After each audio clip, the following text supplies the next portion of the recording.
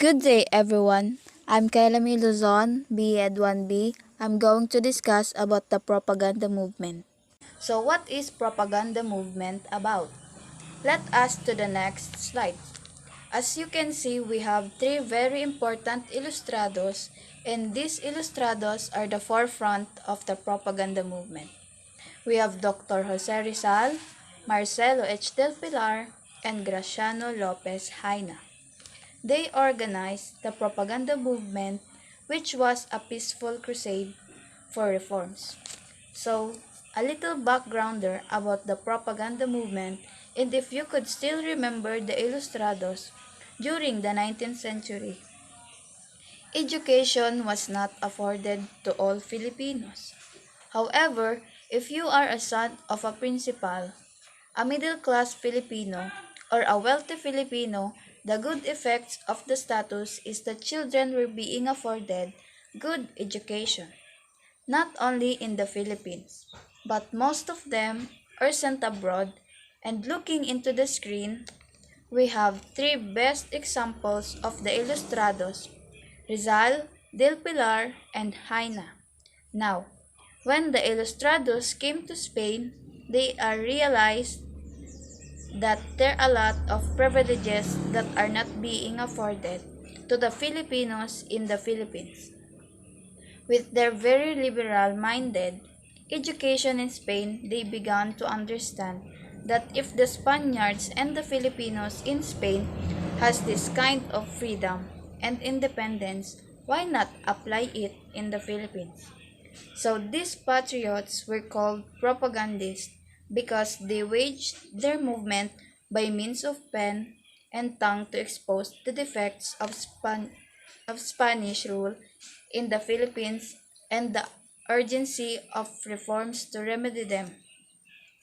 The writings of the Ilustrados in Spain would serve an opener to the Spanish government that there are a lot of injustices happening in the Philippines that these Spaniards failed to see and failed to remedy. So the goal now of the Ilustrados, especially the patriots, is to right the conditions and deplorable conditions of the Filipino in the Philippines so that Spain will remedy them.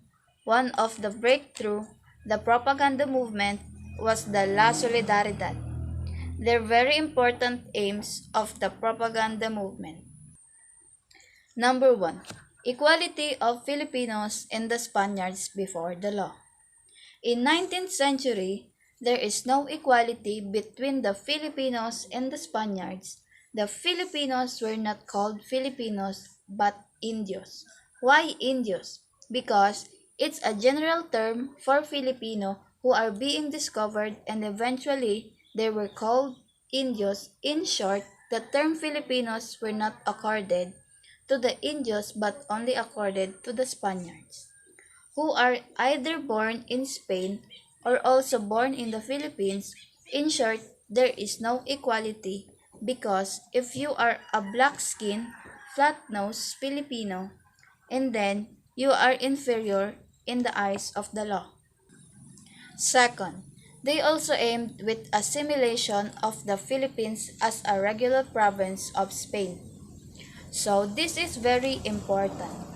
When Rizal, together with some Ilustrados and patriots, arrived in the Philippines, their aim was assimilation, not really complete independence, because assimilation would mean that the Philippines will become province of Spain. So what's the aim? Bakit kinakailangan maging province siya? Just like in a normal government setup.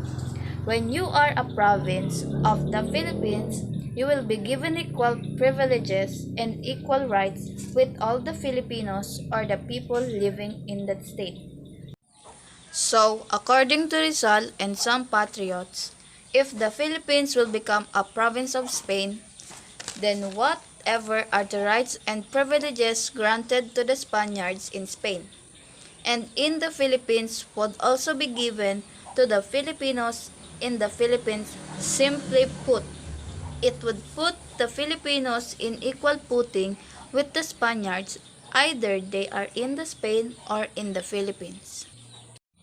Let's proceed to the third aim, the restoration of the Philippine representation in the Cortes, the lawmaking body of Spain. So it is again interrelated to our first and second aim. Why? Because before we have this representation in the Spanish Cortes, but due to the change of decision, because there are also incidents that happened in the past that allowed the Spanish law making body of Spain to stop the representation. Now, the propaganda movement wanted representation because if we have representation in the lawmaking body or the Congress of Spain, then there is a voice for the Filipinos.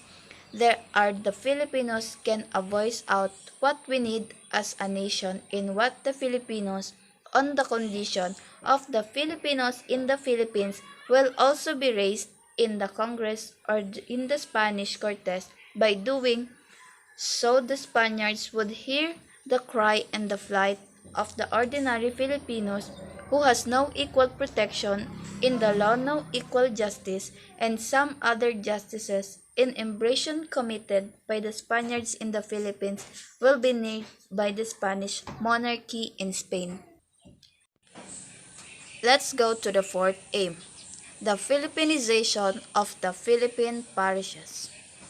I think if you were able to have a total understanding of topic 1, which is campaign for nationalism, you will understand that the Philippinization or the secularization of the Philippine parishes can be best explained during the incident of the execution of the Gumbursa, and that the only aim of the clergy or the Filipino clergy during that time is to give equal opportunity to the Filipino clergies to man the parishes so that a more distinct and more fitting role of the Catholic faith will be given to the Filipinos by doing so. The Filipinos, especially the Filipino clergy, will take part in the administration of the religious affairs of the Filipinos in the country. And to the fifth aim of propaganda movement, it talks about the individual liberties for the Filipinos. Why?